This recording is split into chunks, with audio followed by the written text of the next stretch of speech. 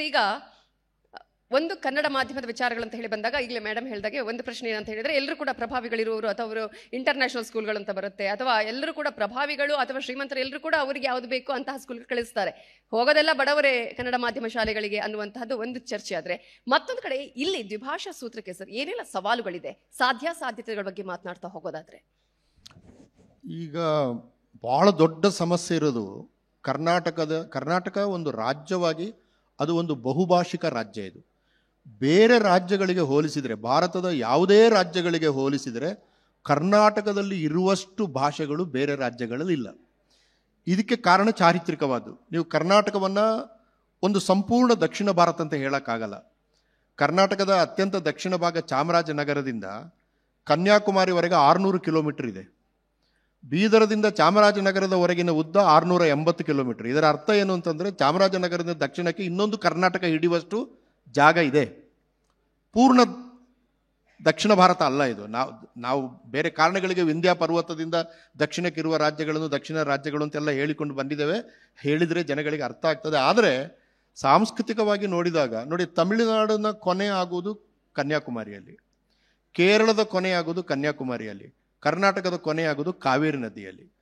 ಹೀಗಾಗಿ ದಕ್ಷಿಣದಿಂದ ಅನೇಕ ಜನ ಕರ್ನಾಟಕಕ್ಕೆ ವಲಸೆ ಬಂದಿದ್ದಾರೆ. ಕರ್ನಾಟಕಕ್ಕೆ ಬಹಳ ಉದ್ದವಾದಂಥ ಕೋಸ್ಟ್ ಅಥವಾ ಕರಾವಳಿ ಇರೋದರಿಂದ ಪರ್ಷಿಯಾದಿಂದ ಆಮೇಲೆ ಬೇರೆ ಬೇರೆ ಕಡೆಯಿಂದ, ನಾನು ಅದರ ವಿವರ ಹೇಳೋದಿಲ್ಲ, ಅಲ್ಲಿಂದ ಜನ ಬಂದಿದ್ದಾರೆ. ಈ ಕಡೆಯಿಂದ ಆಂಧ್ರ ಕಡೆಯಿಂದ ಬಂದಿದ್ದಾರೆ. ಆಮೇಲೆ ಸಹ್ಯಾದ್ರಿ ಬೆಟ್ಟವನ್ನು ದಾಟಿ ಉತ್ತರದಿಂದ ಬೇಕಾದಷ್ಟು ಬಂದಿದ್ದಾರೆ. ಬೌದ್ಧ ಧರ್ಮ ಅಲ್ಲಿಂದ ಬಂತು, ಜೈನ ಧರ್ಮ ಅಲ್ಲಿಂದ ಬಂತು. ರಾಮಾನುಜಾಚಾರ್ಯರು ವಿಶಿಷ್ಟಾದ್ವೈತಿಗಳು ತಮಿಳುನಾಡು ಬೇಡ ಅಂತ ಕರ್ನಾಟಕಕ್ಕೆ ಬಂದರು, ಹೀಗೆ ಕರ್ನಾಟಕ ಚಾರಿತ್ರಿಕವಾಗಿ ಅನೇಕ ಸಮುದಾಯಗಳನ್ನು ತನ್ನೊಳಗೆ ಮಾಡಿಕೊಂಡದ್ದರಿಂದ, ನಾವು ಮಾಡಿದ್ದಲ್ಲ, ಚರಿತ್ರೆಯನ್ನು ಮಾಡಿದ್ದರಿಂದ ಕರ್ನಾಟಕದಲ್ಲಿ ಇವತ್ತು 230 ಭಾಷೆ ಇದೆ ಕನ್ನಡದ ಜೊತೆಗೆ. ನಾನು ಕನ್ನಡ ಪ್ರಾಧಿಕಾರ ಇದರ ಬಗ್ಗೆ ಒಂದು ಯೋಜನೆ ತಯಾರು ಮಾಡ್ತಾ ಇದೆ. ಈಗ ಇದರಲ್ಲಿ ಕೆಲವು ಸಣ್ಣ ಭಾಷೆಗಳಿದ್ದಾವೆ, ಭಾಳ ಸಣ್ಣ ಭಾಷೆಗಳು, 1000 ಜನ 2000 ಜನ ಮಾತಾಡೋ ಭಾಷೆ. ಅದನ್ನು ಏನು ಮಾಡೋಕ್ಕಾಗಲ್ಲ ಈಗ ಸದ್ಯಕ್ಕೆ, ಅನ್ಲೆಸ್ ಸರ್ಕಾರ ಏನಾದರೂ ಬೇರೆ ಯೋಜನೆಗಳನ್ನು ಮಾಡಿ.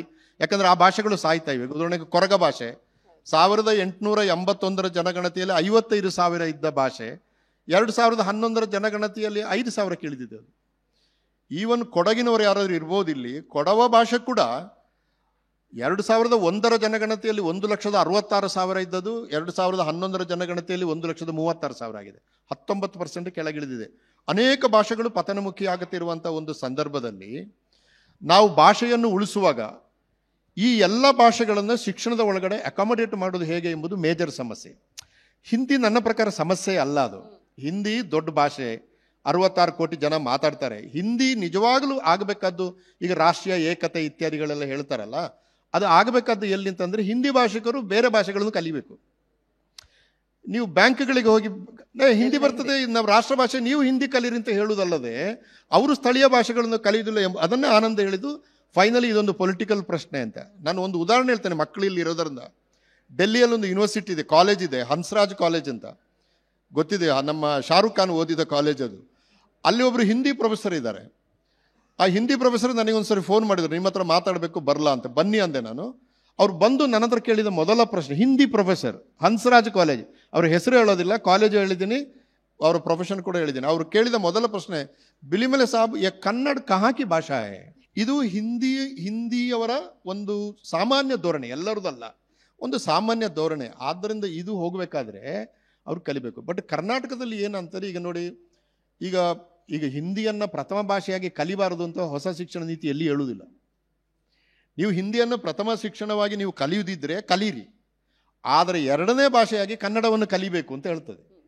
ನೋಡಿ, ಈಗ ನಿಮ್ಮ ಮುಂದಿರುವ ಸವಾಲು ಯಾವುದು ಅಂದರೆ, ನೀವು ಹಿಂದಿ ಓದಿ, ನಾವು ಹಿಂದಿ ಭಾಷಿಕರು ಅದೆಲ್ಲ, ನೀವು ಹಿಂದಿ ನಿನ್ನೆ ಯಾರೋ ಹೇಳ್ತಾ ಇದ್ರು, ನಾವು ಎಲ್ಲರೂ ಕರ್ನಾಟಕದವರು ಹಿಂದಿ ಕಲೀರಿ, ವಿರೋಧ ಮಾಡಲ್ಲ. ಆದರೆ ನೀವು ಎರಡನೇ ಭಾಷೆಯಾಗಿ ಕನ್ನಡವನ್ನೇ ಓದಬೇಕು. ಇಲ್ಲ, ಈಗ ಗ್ಲೋಬಲ್ ಇದು 1990 ನಂತರ ಗ್ಲೋಬಲ್ ಆಗಿದೆ. ನಮ್ಮ ಮಕ್ಕಳು ಚೆನ್ನಾಗಿ ಇಂಗ್ಲೀಷ್ ಕಲಿಬೇಕಂದ್ರೆ ನೀವು ಮೊದಲ ಭಾಷೆ ಇಂಗ್ಲೀಷ್ ಓದಿ, ಎರಡನೇ ಭಾಷೆಯಾಗಿ ಕನ್ನಡವನ್ನೇ ಓದಬೇಕು.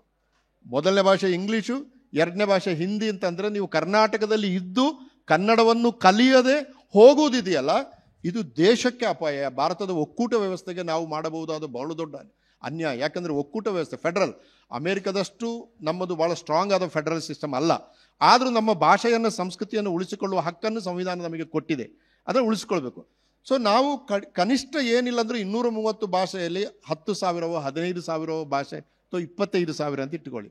ಅದಕ್ಕಿಂತ ಹೆಚ್ಚು ಮಾತನಾಡುವ ಜನರಿದ್ದರೆ ಅದು ಏನಾಗಿದೆ ಅಂದರೆ ಮೇಡಮ್, ಈಗ ಕಮ್ಯುನಿಟಿಗಳು ಏನಾಗಿದೆ ಅಂದರೆ ಅಖಿಲ ಕರ್ನಾಟಕದಲ್ಲಿ ಇಲ್ಲ. ಅವು ಈ ಕೊರಗರು ಕುಂದಾಪುರದ ಹತ್ರ ಸೆಟ್ಲ್ ಆಗಿದ್ದಾರೆ, ಕೂರ್ಗಿಗಳು ಮಡಿಕೇರಿ ಹತ್ರ ಇದ್ದಾರೆ, ಆಮೇಲೆ ಅರೆಭಾಷೆ ಮಾತಾಡೋರು ಸುಳ್ಯ ಕಡೆ ಇದ್ದಾರೆ. ಎಲ್ಲ ಒಂದೊಂದು ಗ್ರೂಪಲ್ಲಿರೋದು, ಎಲ್ಲ ಕಡೆ ಇಲ್ಲ ಅವರು. ಅಲ್ಲಿ ಯಾವುದೋ ಒಂದು ಶಾಲೆಯಲ್ಲಿ ಅವರ ಪಾಠ ಓದಲಿಕ್ಕೆ ಅವಕಾಶ ಕೊಡಿ, ಒಂದು ಶಾಲೆಯಲ್ಲಿ, ಇಡೀ ಕರ್ನಾಟಕಕ್ಕಲ್ಲ.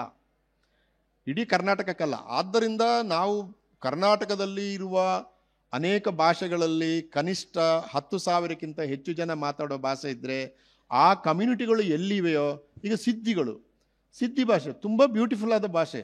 ಉತ್ತರ ಕರ್ನಾಟಕದ ಒಂದು ಕಡೆ ಸಿದ್ಧಿ ಭಾಷೆ ಓದಲಿಕ್ಕೆ ಅವಕಾಶ ಇದೆ ಅಂತ ಹೇಳಿದ್ರೆ ಭಾಷೆ ಉಳಿತದೆ.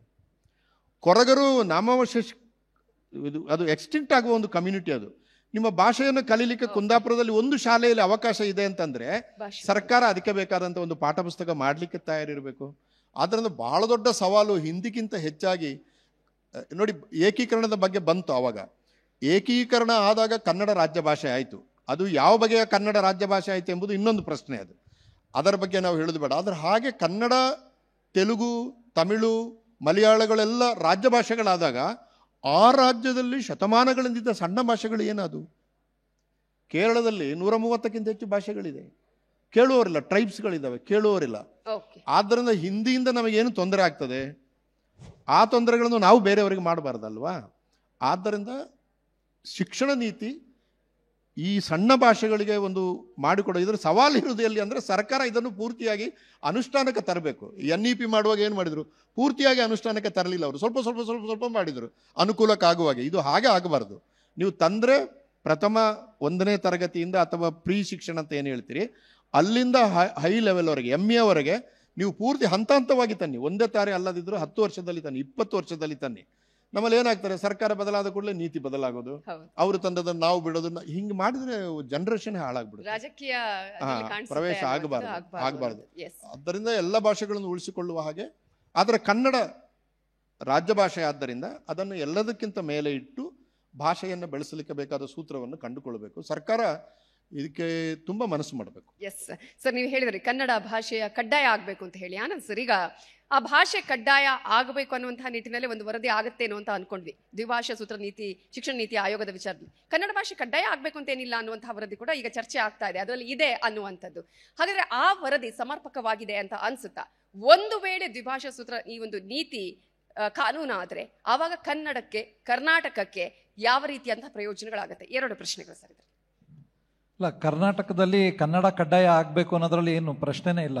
ಕಡ್ಡಾಯ ಆಗ್ಬೇಕು, ಅದರಲ್ಲಿ ಆ ಒಂದು ವರದಿಯಲ್ಲಿ ಇಲ್ಲದೆ ಇರುವ ಪ್ರಶ್ನೆ ಇಲ್ಲ. ಇವಾಗ ಯಾವ ವರದಿ, ಥೊರಟ್ ಸಮಿತಿ ವರದಿ ಅಂತ ಹೇಳ್ತಾ ಇದೀವಲ್ಲ, ಈ ಮುಖ್ಯವಾಗಿ ಕರ್ನಾಟಕಕ್ಕೆ ಬರೋರು, ಕರ್ನಾಟಕದಲ್ಲಿ ಇರೋರು ಕನ್ನಡದಲ್ಲಿ ಯಾಕೆ ವ್ಯವಹರಿಸಬೇಕು ಅಥವಾ ಯಾಕೆ ಕಡ್ಡಾಯ ಮಾಡಬೇಕು ಅಂದರೆ, ನಾವು ಅವ್ರಿಗೆ ಹೇರಿಕೆ ಮಾಡೋಕ್ಕಲ್ಲ. ಇದು ಕನ್ನಡ ನಾಡಲ್ಲಿರೋ ಜನಸಾಮಾನ್ಯರಿಗೆ ತೊಂದರೆ ಆಗಬಾರ್ದು.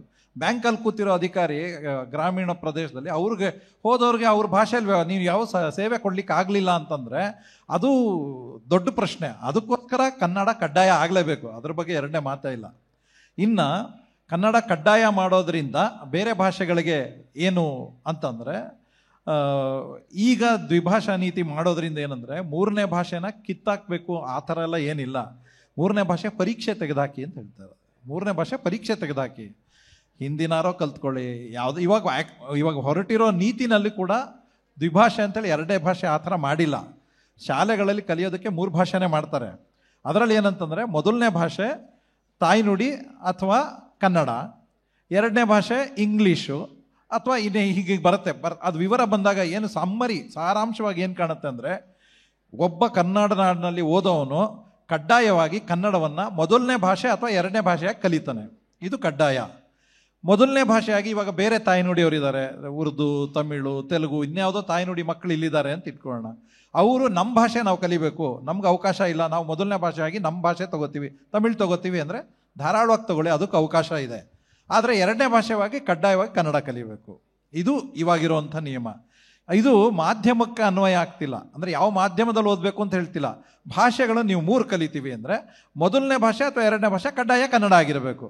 ಯಾಕೆ ಕಡ್ಡಾಯ ಆಗ್ಬೇಕು ಕನ್ನಡ ಅಂದರೆ, ನೀವು ಕಲಿತಾ ಇರೋ ಕನ್ನಡ ಇಡೀ ಕನ್ನಡ ಸಮಾಜ, ಇಡೀ ಕರ್ನಾಟಕದ ಜನತೆಗೆ ಬೇಕಿರೋದು. ಇಡೀ ಆಡಳಿತದಲ್ಲಿ ಕನ್ನಡ ತರ್ತೀವಿ, ಅರ್ಜಿಗಳು ಕನ್ನಡದಲ್ಲಿರುತ್ತೆ, ಫಲಕಗಳು ಕನ್ನಡದಲ್ಲಿರುತ್ತೆ ಅಂದರೆ ಓದೋ ಮಕ್ಕಳೇ ಇಲ್ಲದೆ ಇದ್ದಂಥ ಪರಿಸ್ಥಿತಿ ನಾವು ಕಟ್ಟಕ್ಕಾಗಲ್ಲ. ಮತ್ತು ಇಲ್ಲಿರೋವಂಥ ಕನ್ನಡ ಮಾತ್ರ ಬಲ್ಲವರಿಗೆ ತಮಿಳ್ನಾಡಲ್ಲಿ ತಾವು ಅನಾಥರಾಗೋಕೆ ಬಿಡೋಕ್ಕಾಗಲ್ಲ.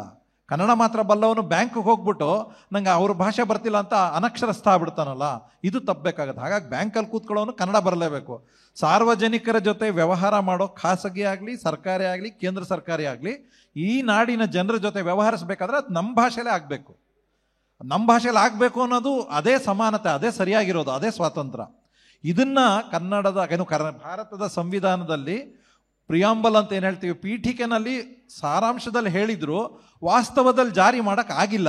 ಈ ಜಾರಿ ಮಾಡೋ ಕಡೆಗೆ ಇದೊಂದು ಹೆಜ್ಜೆ. ಹಾಗಾಗಿ ಕನ್ನಡ ದ್ವಿಭಾಷಾ ನೀತಿ ತರೋದ್ರಿಂದ ಕನ್ನಡಿಗರಿಗೆ ಅನುಕೂಲ ಆಗುತ್ತೆ, ಕರ್ನಾಟಕದಲ್ಲಿ ಕನ್ನಡದ ಸಾರ್ವಭೌಮತ್ವನ ಉಳಿಸುತ್ತೆ. ಇದೇ ರೀತಿ ಬೇರೆ ಕಡೆನೂ ಆಗಲಿ, ತೊಂದರೆ ಇಲ್ಲ. ಅದೇ ರೀತಿ ಮಕ್ಕಳಿಗೆ, ಪೋಷಕರಿಗೆ ಇನ್ನೊಂದು ಭಾಷೆ ಕಲಿಬೇಕು ಅನ್ನೋ ಹಕ್ಕೇನಿದೆ ಅದನ್ನು ಕೂಡ ಕಾಪಾಡುತ್ತೆ, ಅದನ್ನೇನು ಕಸೀತಾ ಇಲ್ಲ. ಹಾಗಾಗಿ ಇದು ಸರಿಯಾಗಿದೆ ಅಂತ ಅನ್ನೋದು ನಿಲುವಾಗತ್ತೆ. ಒಂದು ಅವರು ಹೇಳಿದಕ್ಕೆ ಪೂರಕವಾಗಿ ಒಂದೇ ವಾಕ್ಯದಲ್ಲಿ, ಈಗ ಮಾಧ್ಯಮದ ವಿಷಯಕ್ಕೆ ಬಂದಾಗ ಹೊಸ ಶಿಕ್ಷಣದ ಒಪ್ಪುದು ಬಿಡುದು ಬೇರೆ, ಅದು ಏನು ಹೇಳಿದೆ ಅಂತ ಹೇಳುದು. ಯಾಕಂದ್ರೆ ಇನ್ನೂ ಸಾರ್ವಜನಿಕ ಚರ್ಚೆಗೆ ಅದು ಬಿಡುಗಡೆನೇ ಆಗಿಲ್ಲ, ಕ್ಯಾಬಿನೆಟ್ಗೂ ಹೋಗಿಲ್ಲ, ನಾವು ಚರ್ಚೆ ಮಾಡ್ತಾ ಇದ್ದೀವಿ. ಈಗ 5ನೇ ಕ್ಲಾಸಿನವರೆಗೆ ಮಾತೃಭಾಷೆ ಮಾಧ್ಯಮ, ಅದು ಬಹುಮಟ್ಟಿಗೆ ಕನ್ನಡ ಮಾಧ್ಯಮ. ಓಕೆ, ಹೀಗೆ ಹೇಳುವಾಗ ಇಂಗ್ಲೀಷ್ ಅನ್ನೋದು ನಿರಾಕರಿಸ್ತಾ ಇಲ್ಲ. ನೀವು 1ನೇ ತರಗತಿಯಿಂದಲೇ ಇಂಗ್ಲೀಷನ್ನು ಒಂದು ಭಾಷೆಯಾಗಿ ಕಲಿಸಿ ಎಂಬ ಮಾತನ್ನು ಹೇಳ್ತದೆ. ಯಾಕಂದ್ರೆ ಜಾಗತೀಕರಣದ ಇನ್ನೊಂದು ಪ್ರಶ್ನೆ ಇರೋದು ಸರ್, ಅನೇಕರಿಗೆ ಹೇಳ್ತಾ ಇರುವಂತದ್ದು, ಇಂಗ್ಲಿಷ್ ನಮ್ಗೆ ಎಲ್ರಿಗೂ ಕೂಡ ಕಬ್ಬಿಣದ ಕಡಲೆ ಆಗಿರೋ ಸಂದರ್ಭದಲ್ಲಿ ಹಿಂದಿಯಾಗಿ ಅಟ್ಲೀಸ್ಟ್ ಸ್ವಲ್ಪ ನಾವು ಮಾತಾಡಬಹುದು ಅಥವಾ ಎಲ್ಲ ಕಡೆ ವ್ಯವಹರಿಸಬಹುದು ಅನ್ನುವಂತಹ ಚರ್ಚೆಗಳಿಗೆ ಏನ್ ಹೇಳ್ತೀರಿ? ಅಲ್ಲ, ಈಗ ಅದು ಕಾಮರಾಜ್ ಒಂದು ಬಹಳ ಒಳ್ಳೆಯ ಉದಾಹರಣೆ ಕೊಟ್ಟರು. ನೀವೊಂದು ದೊಡ್ಡ ಒಂದು ವೃತ್ತ ಮಾಡಿದರೆ ಅಲ್ಲಿ ಸಣ್ಣ ಇಲಿಯೂ ಹೋಗ್ಬೋದು, ದೊಡ್ಡ ಇಲಿಯೂ ಹೋಗ್ಬೋದು ಅಂತ. ಆದ್ರಿಂದ ಇಂಗ್ಲೀಷನ್ನು ಕಲ್ತ್ರೆ ನಿಮಗೆ ಅಖಿಲ ಭಾರತ ಮಟ್ಟದ ವ್ಯಾಪ್ತಿ ಕೂಡ ಸಿಗ್ತದೆ, ಅಂತಾರಾಷ್ಟ್ರೀಯ ಮಟ್ಟದ ವ್ಯಾಪ್ತಿ ಕೂಡ ಸಿಗ್ತದೆ. ಇವತ್ತು ಯಾವುದು ಕೂಡ ನಮ್ಮ ಮಾನ್ಯ ಪ್ರಧಾನಿಗಳು ಸ್ವದೇಶಿ ಇತ್ಯಾದಿಗಳು ಹೇಳ್ತಾರೆ, ಅಥವಾ ಗಾಂಧಿಯ ಸ್ವರಾಜ್ಯದ ಬಗ್ಗೆ ಹೇಳ್ತವೆ, ಎಲ್ಲ ಆಕರ್ಷಕವಾದ ಶಬ್ದಗಳೇ. ಆದರೆ ಇವತ್ತು ಯಾವುದು ಕೂಡ ಸ್ವದೇಶಿಯಾಗಿ ಉಳಿದಿಲ್ಲ. ಈಗ ನಿಮ್ಮ ಚಾನಲನ್ನೇ ನ್ಯೂಸ್ 18 ಅಂತ ಯಾರು ಹೇಳ್ತಾರೆ? ನಾವು ನ್ಯೂಸ್ 18 ಅಂತ ಹೇಳ್ತೀವಿ ನಾವು. ಅದು ಕನ್ನಡವೇ ಆಗ್ಬಿಟ್ಟಿದೆ ಅದು. ಹೀಗಾಗಿ ಇವತ್ತು ಜನರಿಗೆ ಬೇಗ ಅರ್ಥ ಆಗುತ್ತೆ. ಹೌದೌದು. ಹೀಗಾಗಿ 1ನೇ ಕ್ಲಾಸ್ ಈ ಸಮಸ್ಯೆ ಇರುವುದು ಎಲ್ಲಿ ಅಂದ್ರೆ, ನೀವು ಆಗ ಕೇಳಿದಾಗೆ ಈ ಇಂಗ್ಲಿಷನ್ನು ಹೇಳಿಕೊಡುವ ವಿಧಾನ ಇದೆಯಲ್ಲ ನಮ್ಮಲ್ಲಿ, ಅದರಲ್ಲಿ ಸಮಸ್ಯೆ ಇದೆ. ಈಗ ಏನು ಮಾಡಿತು ಸರ್ಕಾರ? ಇಂಗ್ಲಿಷ್ ಮಾಧ್ಯಮ ಶಾಲೆಗಳನ್ನು ತೆಗೆದಾಗ ಕನ್ನಡ ಮಾಧ್ಯಮ ಶಾಲೆಗಳು ಮುಚ್ಚಿ ಹೋದವು. ಇಂಗ್ಲಿಷನ್ನು ಯಾರು ಹೇಳಿಕೊಡಬೇಕು ಅಂತ ಪ್ರಶ್ನೆ ಬಂದಾಗ ಸರ್ಕಾರ ಏನು ಮಾಡಿತು? ಮಾನ್ಯ ಶಿಕ್ಷಣ ಸಚಿವರು ಕನ್ನಡ ಪಾಠ ಮಾಡ್ತಾ ಇದ್ದಂಥ ಅಧ್ಯಾಪಕರಿಗೆ ಒಂದು 3 ತಿಂಗಳು ಟ್ರೈನಿಂಗ್ ಕೊಟ್ಟು ಅವರು ಹಿಂದಿ ಹೇಳಿ ಅಂತ ಹೇಳಿದ್ದು, ಕನ್ನಡ ಹೇಳಿಕೊಡಿ, ಇಂಗ್ಲಿಷ್ ಹೇಳಿಕೊಡಿ ಅಂತ. ಇದು ಶುದ್ಧಾಂಗ ತಪ್ಪು.